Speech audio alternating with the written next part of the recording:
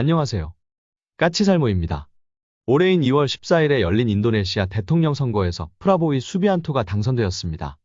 그래서 오늘은 그에 따른 인도네시아의 우리의 KF21 보람의 공동개발이 어떻게 될지 그것에 관해서 이야기해 볼까 합니다. 그리고 그 전에 앞서서 저번 영상에서 제가 우리가 발칸을 대체하는 차기 대공포 사업을 한다고 하니까 발칸은 무인화되어서 계속 사용될 거라는 이야기가 있어서 이게 무슨 이야기인지 한번 살펴보도록 하죠. 우선 이 사업은 신속획득 사업으로 진행되는 것이고요. 정확히는 우리 군이 보유한 견인식 발칸 전체에 대해서 하는 것도 아닙니다.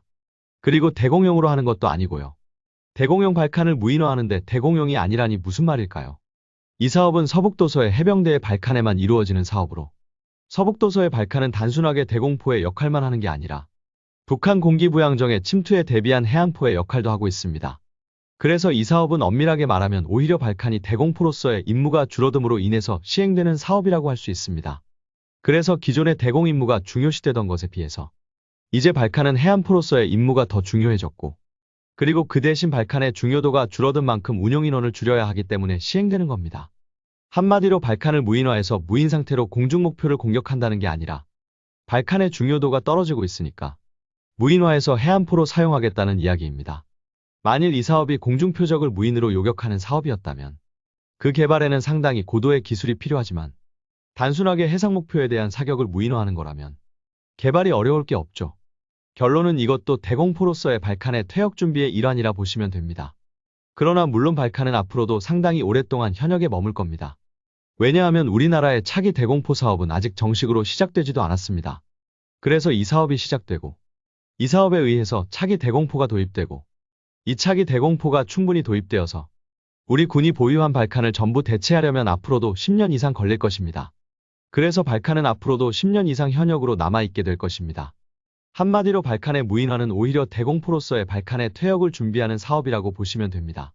그리고 지난 2월 14일에 인도네시아의 프라보위 국방장관이 인도네시아 대통령에 당선되었습니다. 재미있는 점은 함께 당선된 부통령이 프라보위의 정적인 조코위도 대통령의 장남이라는 겁니다. 한마디로 조코위도 대통령과 프라보위가 손을 잡은 거라고 할 수 있죠. 그런데 어찌되었든 프라보위가 대통령에 당선되었습니다. 그럼 우리의 KF21 공동개발 사업은 앞으로 어떻게 되는 걸까요? 저는 과거에 분명히 프라보위와 인도네시아 정부를 같은 선상에 놓고 보면 안 된다고 이야기한 바가 있습니다.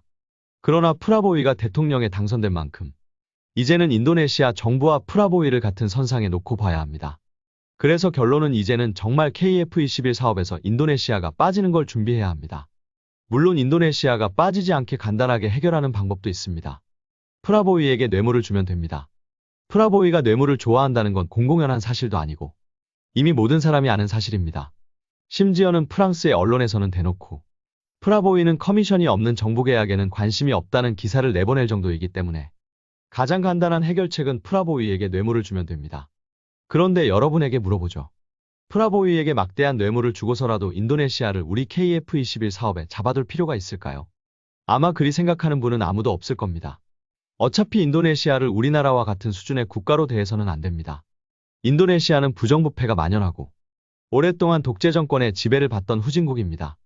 만일 우리나라가 이런 정부 계약을 했다면 아무리 정권이 바뀌어도 아무리 기존 정부가 계약을 했더라도 우리 정부가 한 계약은 계속 이행이 되고 그걸 의심하는 사람은 없습니다.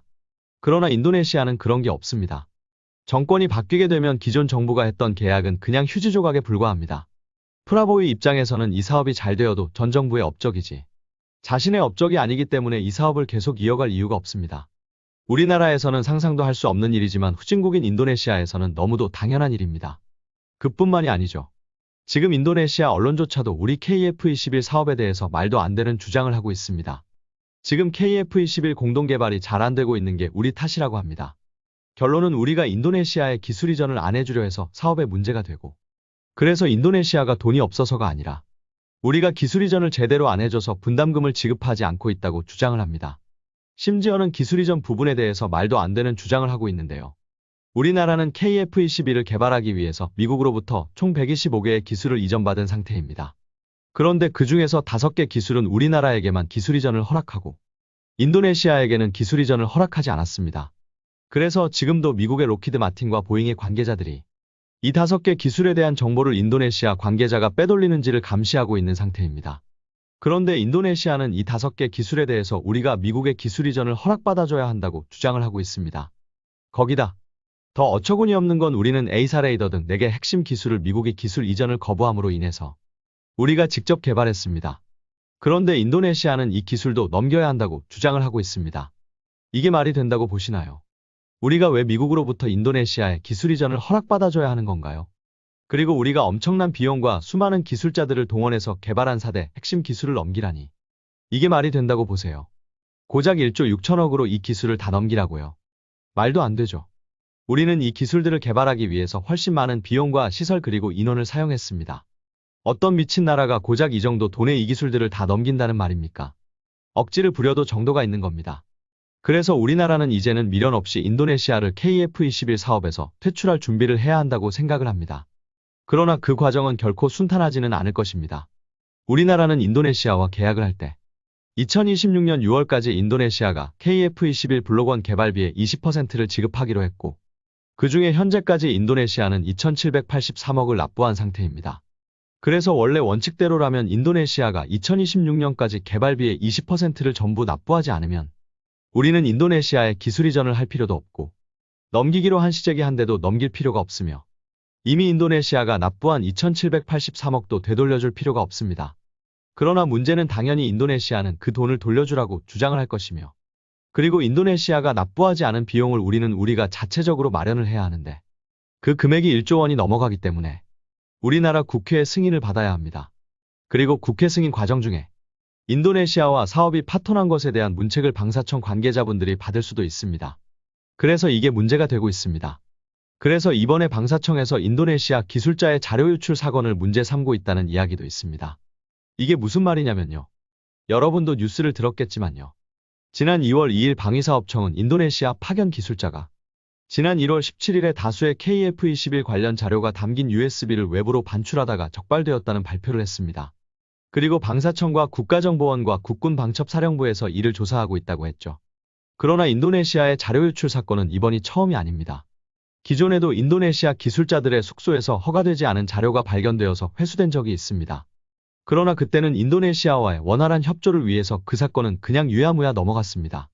솔직히 이런 일은 과거에 우리나라가 선진국들로부터 기술을 이전받을 때도 우리 기술자들에 의해서 흔하게 일어났던 일입니다.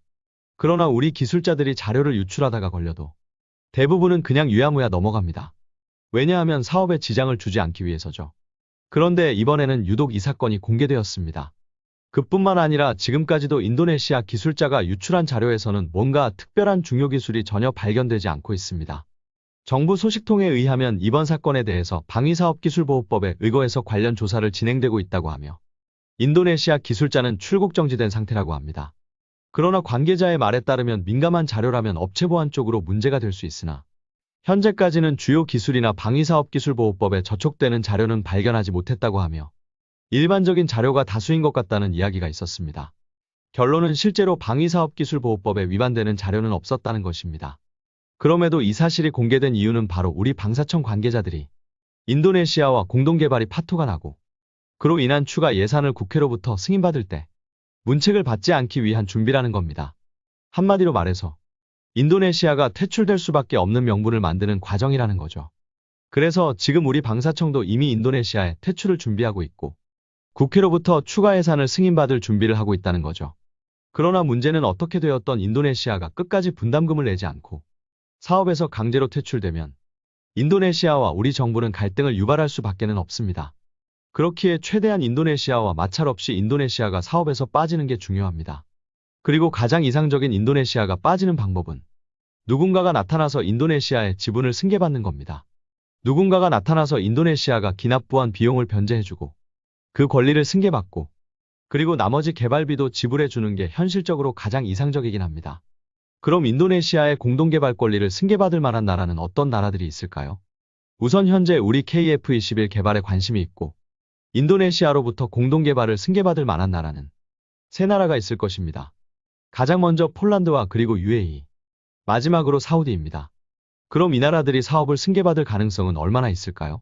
당장 폴란드는 우리 KF21에 관심이 있지만 문제는 그게 블록1은 아니라는 게 문제입니다. 현재 폴란드가 원하는 기체는 장거리 미사일을 발사할 수 있는 능력이 있는 기체를 원하고 있고 그래서 폴란드에서 우리 KF-21과 경쟁 상대는 미국의 F-15입니다. 그래서 폴란드가 장거리 공대지 미사일 발사 능력이 없는 KF-21 블록원 사업에 참여할 가능성은 높지 않습니다. 만일 폴란드가 KF-21 사업에 참여한다면 그건 배치2 사업부터 참여 의사를 보일 가능성이 높습니다. 그리고 이건 UAE나 사우디도 마찬가지인데요. 결론은 UAE와 사우디가 KF-21에 관심을 가지는 직접적인 이유는 미국이 이 나라들의 F-35를 판매하지 않고 우크라이나 전쟁으로 인해서 러시아로부터 체크메이트 같은 스텔스기 공동개발 도입 가능성도 막혔기 때문입니다. 그래서 현재 사우디나 UAE 둘 다 우리 KF-21의 사업에 참여한다면 블록3에 참여할 가능성이 높습니다. 제가 전에도 이야기했지만 인도네시아 말고 현실적으로 블록1 사업에 참여할 나라는 없습니다. 그래서 솔직히 저도 인도네시아가 이 사업에 참여했을 때 왜 참여한 건지 이해를 하지 못했습니다. 상식적으로 봤을 때 인도네시아가 KF-21 블록1 사업에 참여해서 얻어낼 이득이 크지 않다고 봤거든요. 결론은 지금 와서 생각을 해보면 제가 너무 상식적인 생각을 했던 게 인도네시아가 이 사업을 참여한 이유를 모르게 된 원인이라고 보이고요. 결코 인도네시아는 정상적인 국가도 그리고 상식적인 판단을 하는 국가도 아니었기에 우리 KF-21 블록1 사업에 참여한 게 아닌가 합니다. 물론 그로 인해서 계속 사업 타당성 조사를 통과하지 못하던 KF-21이 사업 타당성 조사를 통과하게 되었지만요. 아무튼 어찌되었든 이제 우리는 인도네시아를 KF-21 사업에서 퇴출할 준비를 해야 합니다.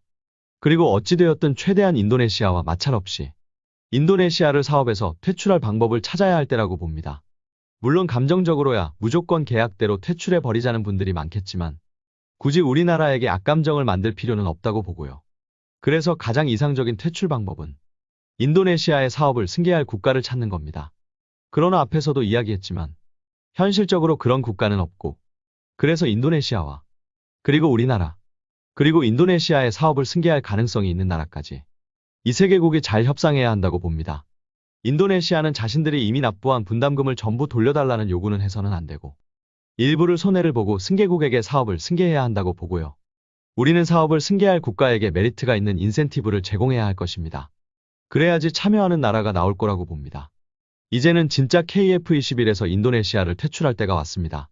그리고 인도네시아에게 많은 불만을 여러분이 품고 있다는 것도 잘 알고 그래서 계약서대로 무조건 퇴출하자는 의견이 많을 거라는 것도 알고 있습니다. 그러나 어차피 후진국의 불량국가라고 해도 인도네시아도 국가는 국가입니다. 그렇기에 최대한 악감정 없이 이 사업에서 퇴출되기를 기원해 봅니다. 이상 영상 봐주셔서 감사합니다.